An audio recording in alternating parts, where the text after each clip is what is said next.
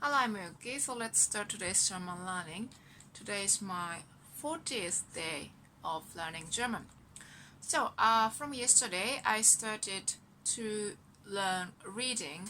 So basically, I used the vocabulary book, and there's many sample conversation sentences. So I try to read these sentences using my grammar knowledge which I have learned so far.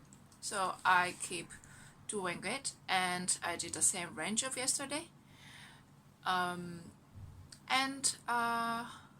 also read sentences out loud, and while I say the sentences out loud, I try to think about the meaning of the sentences.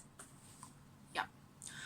And as for vocabulary, I will do the capital 5 sentence number from 17 to 49, which is the same range of yesterday, and then today is the last day of learning this range, I think.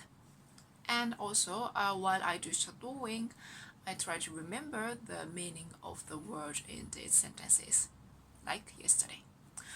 So, let's start.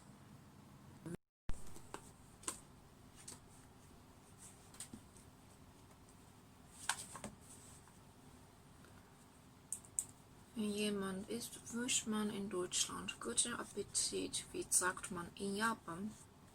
Man sagt Itadakimasu, bevor man mit dem Essen anfängt.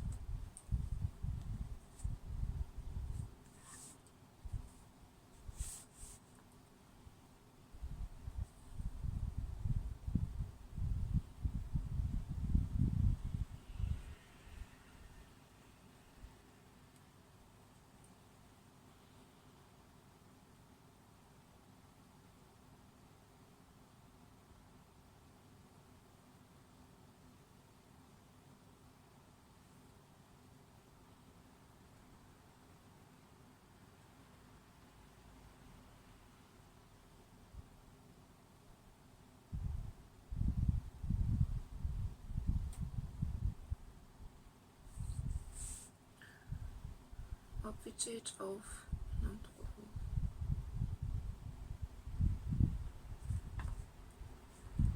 Appetit auf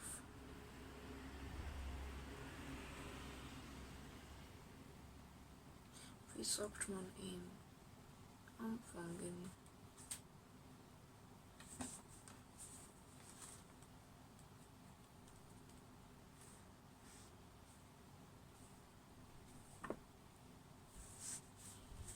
Entschuldigen Sie bitte, ich möchte zur Touristeninformation. Gehen Sie hier weiter bis zum Kaufhaus dort, daran sehen Sie die Information.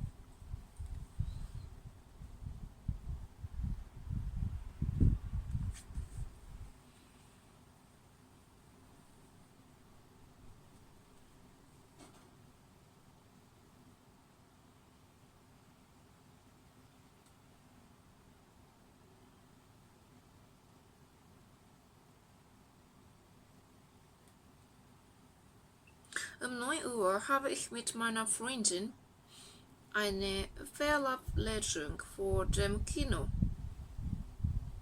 Ich glaube, es wird ein schöner Abend.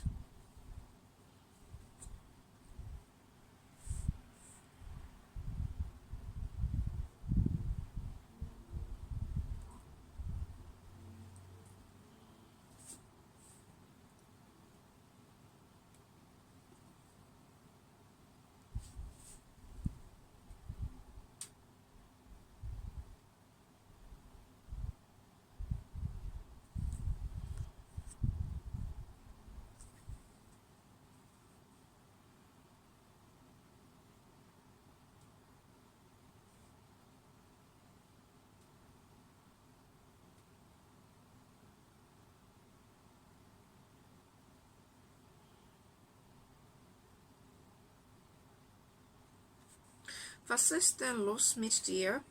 Du siehst ja ganz blass aus. Mir ist so schlecht. Und der ganze Bauch tut mir weh.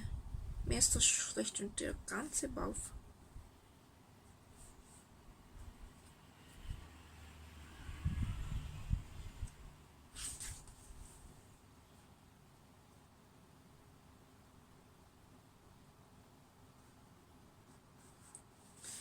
Du siehst komisch aus, hast du Fieber? Ja, 38 Grad und Kopfschmerzen.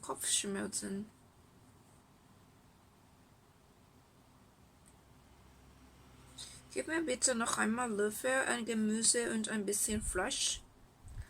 Was ist denn noch mehr? Weißt du denn, wofür man lernt? Nun ja, man lernt nicht für die Schule und nicht für die Eltern, sondern für sich selbst, für das eigene Leben.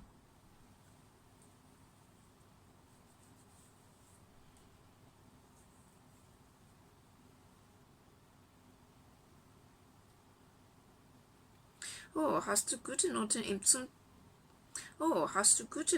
im Zeugnis?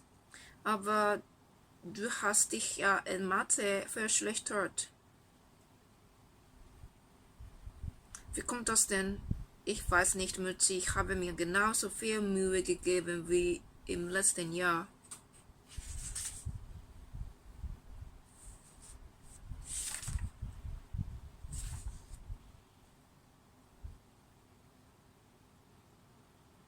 Zensor.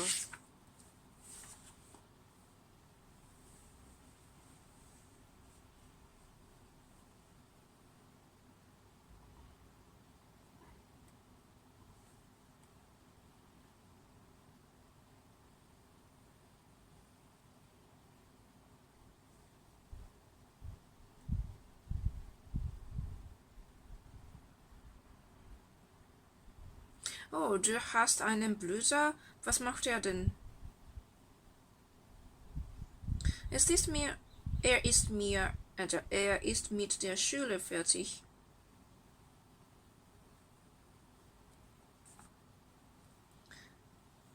Er ist mit der Schule fertig. Er lernt jetzt Koch.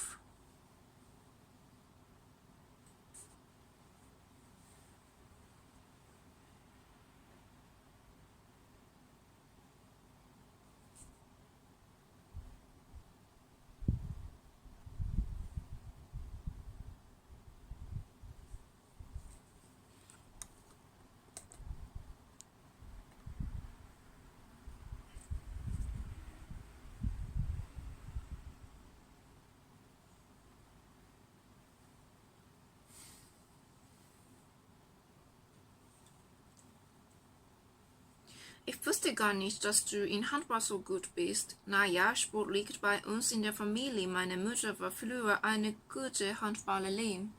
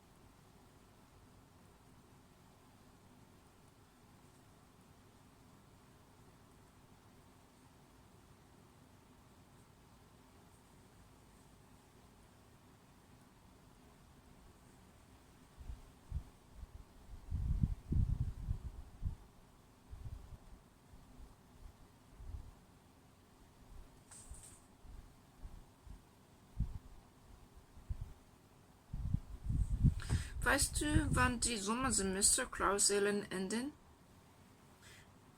Schau doch mal in den Junikalender. Sie enden am 1. August, glaube ich.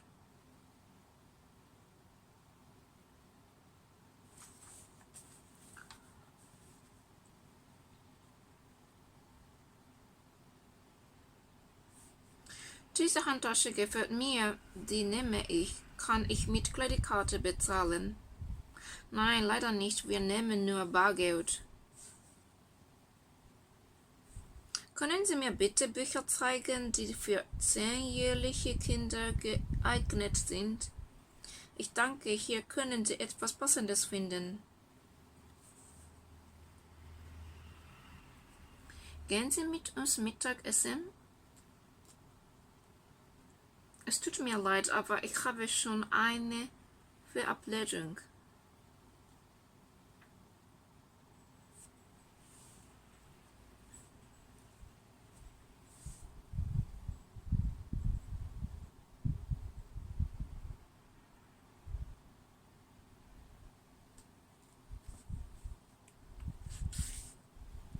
Hast du schon gehört, unsere neue Abteilungsleiterin ist noch sehr jung, erst 35. Ich hoffe, sie ist fachlich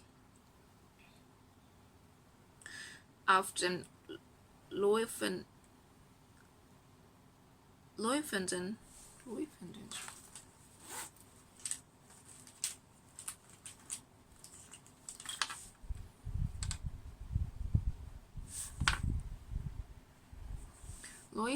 Und leistet das Gleiche wie ihr Vorgänger. Ich hoffe, sie ist fachlich auf dem Laufenden und leistet das Gleiche wie ihr Vorgänger. Hilfst du deinen Eltern oft im Haushalt? Hilfst du deinen Eltern oft im Haushalt?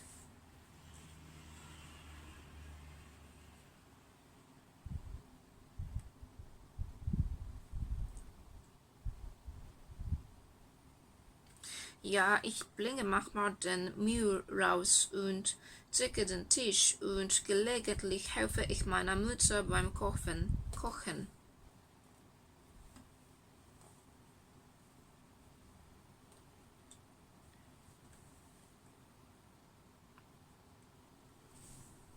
Geht Daniel denn immer so spät schlafen? Aber nein, gewöhnlich geht er zeitig ins Bett. Heute ist eine Ausnahme.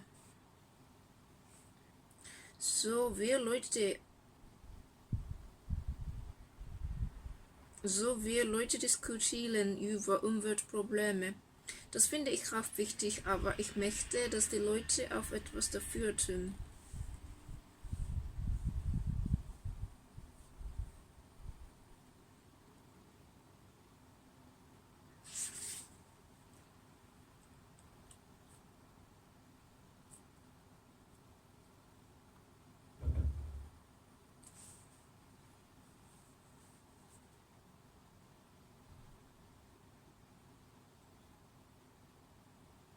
Was sagen Sie denn zu diesem Wetter?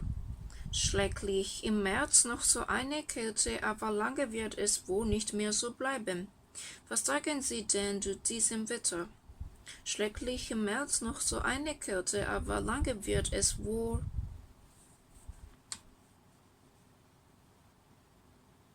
nicht mehr so bleiben.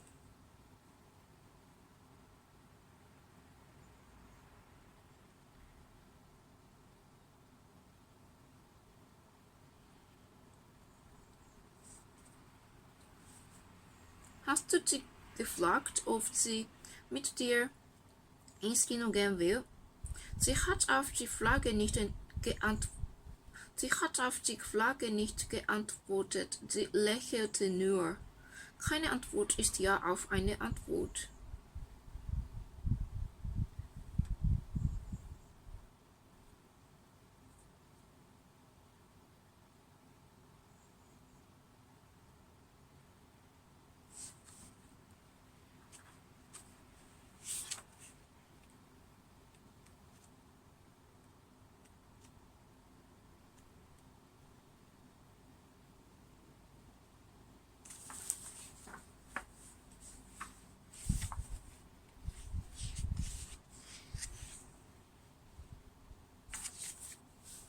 Wenn jemand isst, wünscht man in Deutschland guten Appetit.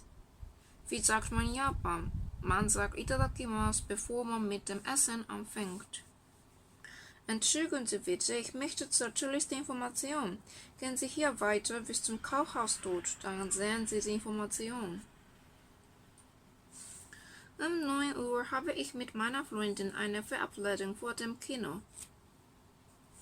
Ich glaube, es wird ein schöner Abend. Viel Spaß! Was ist denn los mit dir? Du siehst ja ganz blass aus. Mir ist so schlecht und der ganze Bauch tut mir weh. Du siehst komisch aus. Hast du Fieber? Ja, 38 Grad und Kopfschmerzen. Gib mir bitte noch einen Löffel Gemüse und ein bisschen Fleisch. Was? Isst du denn noch mehr?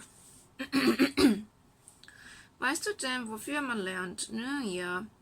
Man lernt nicht für die Schule und nicht für die Eltern, sondern für sich selbst, für das eigene Leben. Oh, hast du gute Noten im Zeugnis, aber du hast dich ja in Mathe verschlechtert. Wie kommt das denn? Ich weiß nicht. Mutti, ich habe mir genauso viel Mühe gegeben wie im letzten Jahr. Oh, du hast einen Bruder? Was macht er denn? Er ist mit der Schule fertig. Er ist mit der Schule fertig. Er lernt jetzt Koch. Ich wusste gar nicht, dass du in Handball so gut bist. Na ja, Sport liegt bei uns in der Familie. Na ja, Sport liegt bei uns in der Familie. Meine Mutter war früher eine gute Handballerin. Weißt du, wann die Sommersemesterklausuren enden? Schau doch mal in den Unikalender. Sie enden am 1. August, glaube ich.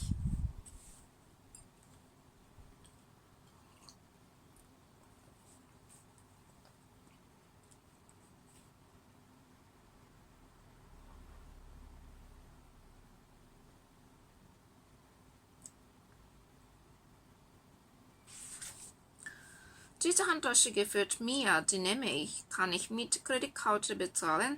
Nein, leider nicht. Wir nehmen nur Bargeld. Können Sie mir bitte Bücher zeigen, die für 10-jährige Kinder geeignet sind?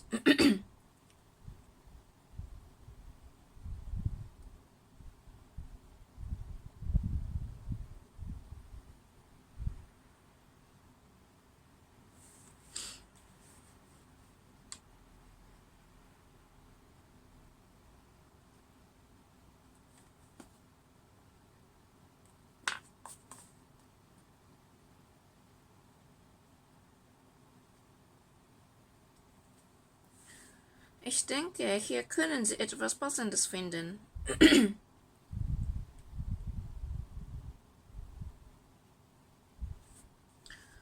Gehen Sie mit uns Mittagessen? Es tut mir leid, aber ich habe schon eine Verabredung.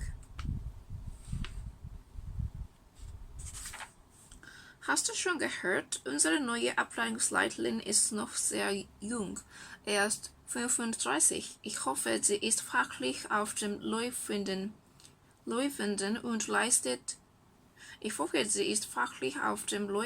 und leistet das Gleiche wie ihr Vorgänger. Hilfst du deinen Eltern auf dem Haushalt? Ja, ich bringe manchmal den Müll aus und decke den Tisch und gelegentlich helfe ich meiner Mutter beim Kochen.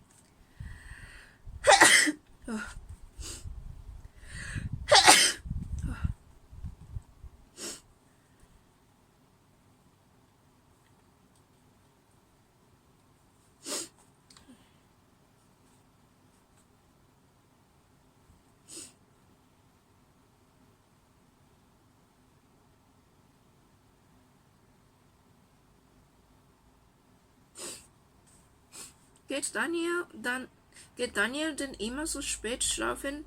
Aber nein, gewöhnlich geht er zeitig ins Bett. Heute ist eine Ausnahme. So viele Leute diskutieren über Umweltprobleme. Das finde ich auch wichtig. Aber ich möchte, dass die Leute auch etwas dafür tun. Was sagen Sie denn zu diesem Wetter?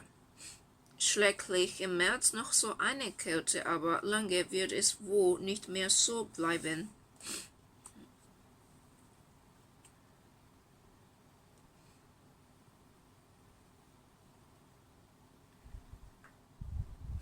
Hast du sie gefragt, ob sie mit dir ins Kino gehen will?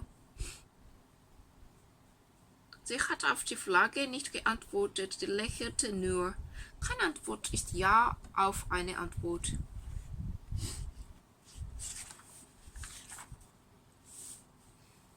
Wenn jemand isst, wünscht man in Deutschland guten Appetit. Wie sagt man in Japan? Man sagt Itadakimasu, bevor man mit dem Essen anfängt. Entschuldigen Sie bitte, ich möchte zur Touristinformation. Gehen Sie hier weiter bis zum Kaufhaus dort. Dann sehen Sie die Information.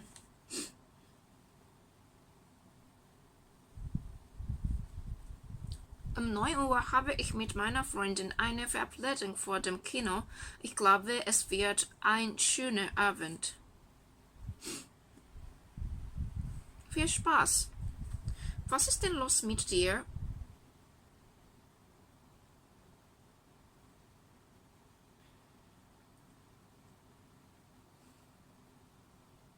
Du siehst ja ganz blass auf.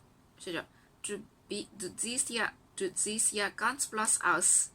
Du siehst ja ganz blass aus. Mir ist so schlecht und der ganze Bauch tut mir weh. Du siehst komisch aus. Hast du Fieber? Ja, 38 Grad und Kopfschmerzen.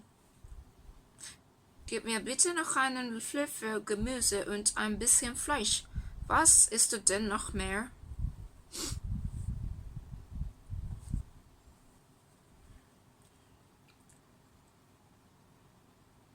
Weißt du denn, wofür man lernt?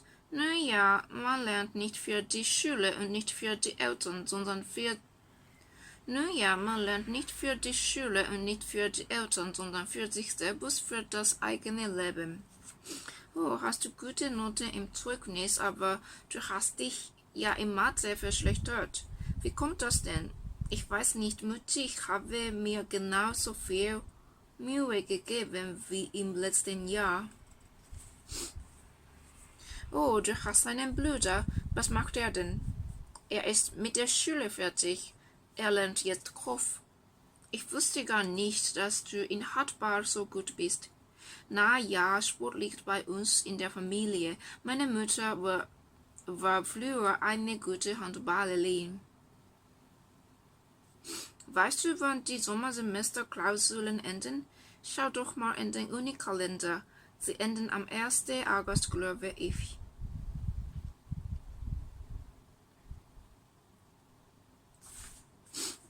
Diese Handtasche gefällt mir, die nehme ich. Kann ich mit Kreditkarte bezahlen? Nein, leider nicht. Wir nehmen nur Bargeld. Können Sie mir bitte Bücher zeigen, die für 10-Jährige... Können Sie mir bitte Bücher zeigen, die für 10-jährige Kinder geeignet sind? Ich denke, hier können Sie etwas Passendes finden.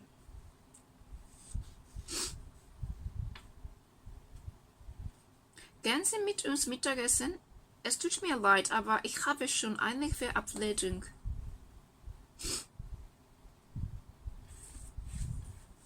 Hast du schon gehört? Unsere neue Abteilungsleiterin ist noch sehr jung, erst 35. Ich hoffe, sie ist fachlich auf den Laufenden und leistet das Gleiche wie ihr Vorgänger. Hilfst du deinen Eltern auf dem Haushalt? Ja, ich bringe manchmal den Müll aus und decke den Tisch.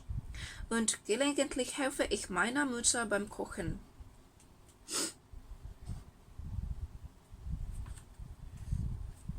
Geht Daniel denn immer so spät schlafen? Aber nein, gewöhnlich geht er zeitig ins Bett. Heute ist eine Ausnahme. So viele Leute diskutieren über Umweltprobleme. Das finde ich auch wichtig, aber ich möchte, dass die Leute auch etwas dafür tun.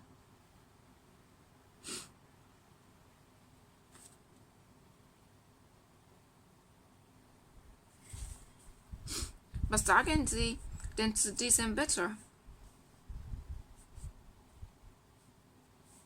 Schrecklich im März noch so eine Kälte. Aber lange wird es wohl nicht mehr so bleiben. Hast du sie gefragt, ob sie mit dir ins Kino gehen will? Sie hat auf die Frage nicht geantwortet. Sie lächelte nur. Keine Antwort ist ja auf eine Antwort.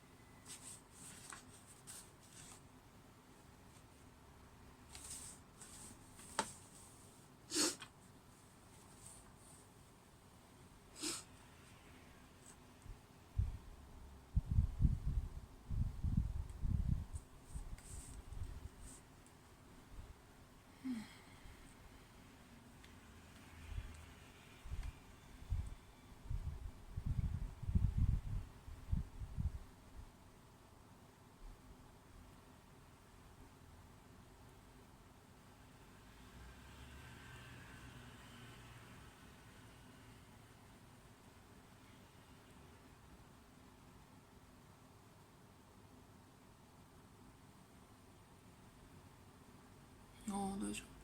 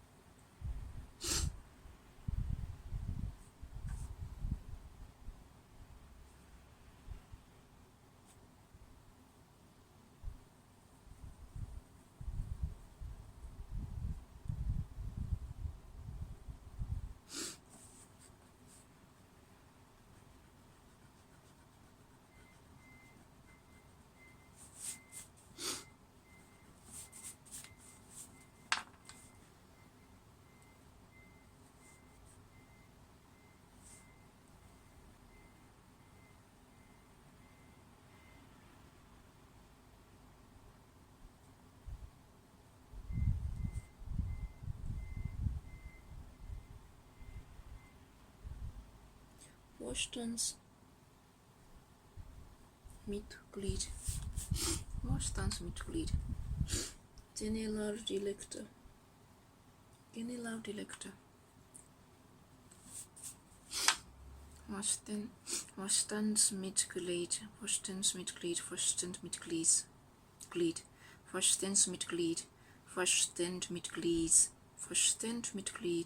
Vorstandsmitglied, Hauptabteilungsleiter, Vorstandsmitglied, Generaldirektor, Abteilungs.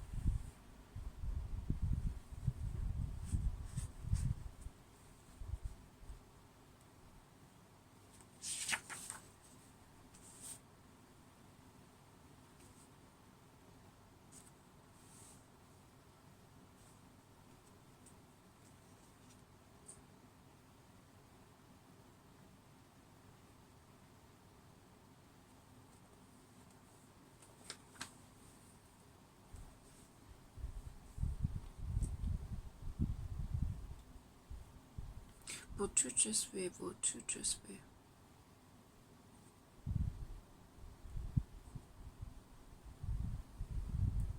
Ihr eigenen.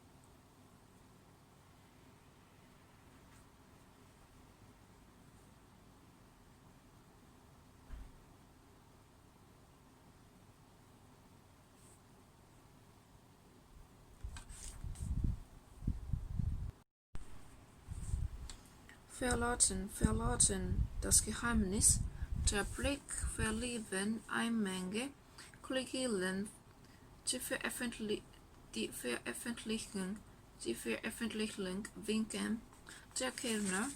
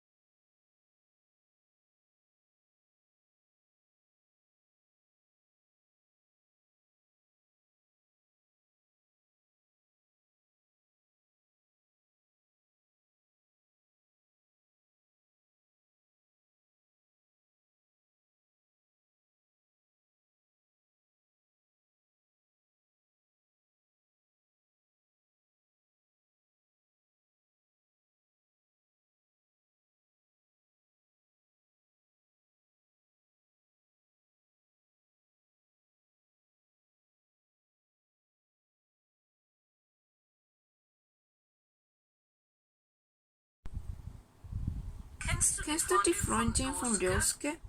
Verrat mir doch mal, wer das ist. Das geht nicht. Das ist ein Geheimnis unter Männern. Aber sie soll sich auf den ersten Blick in ihn verliebt haben.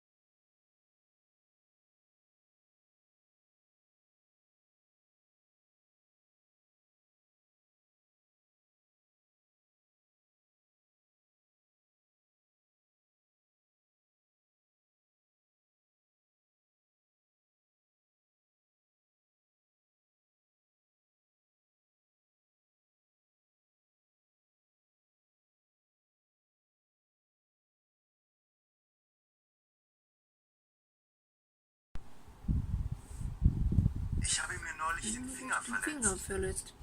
Nach einem Tag war die Hand dick und rot.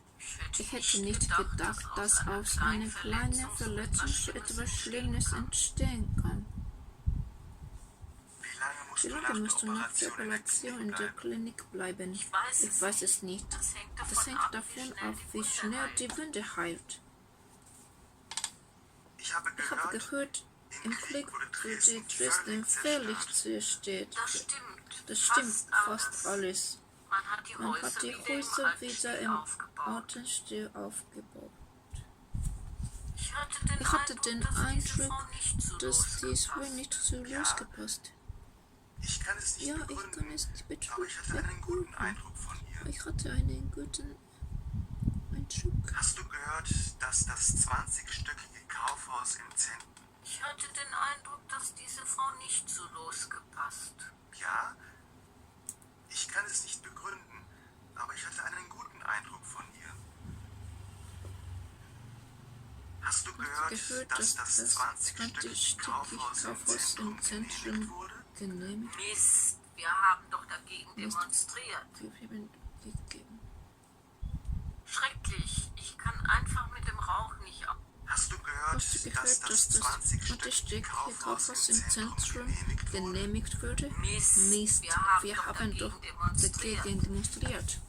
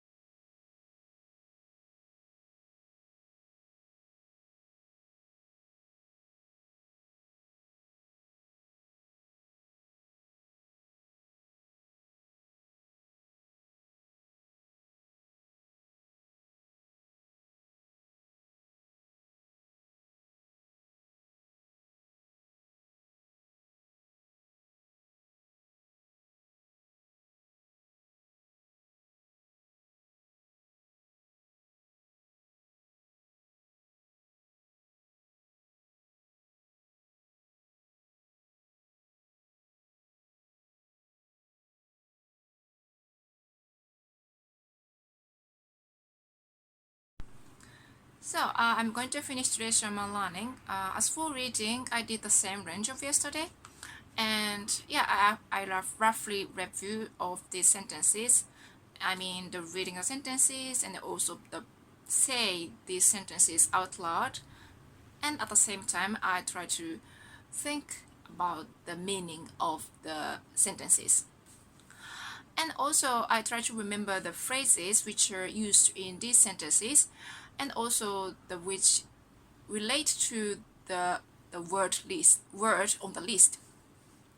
And I think it takes time to remember all of the phrases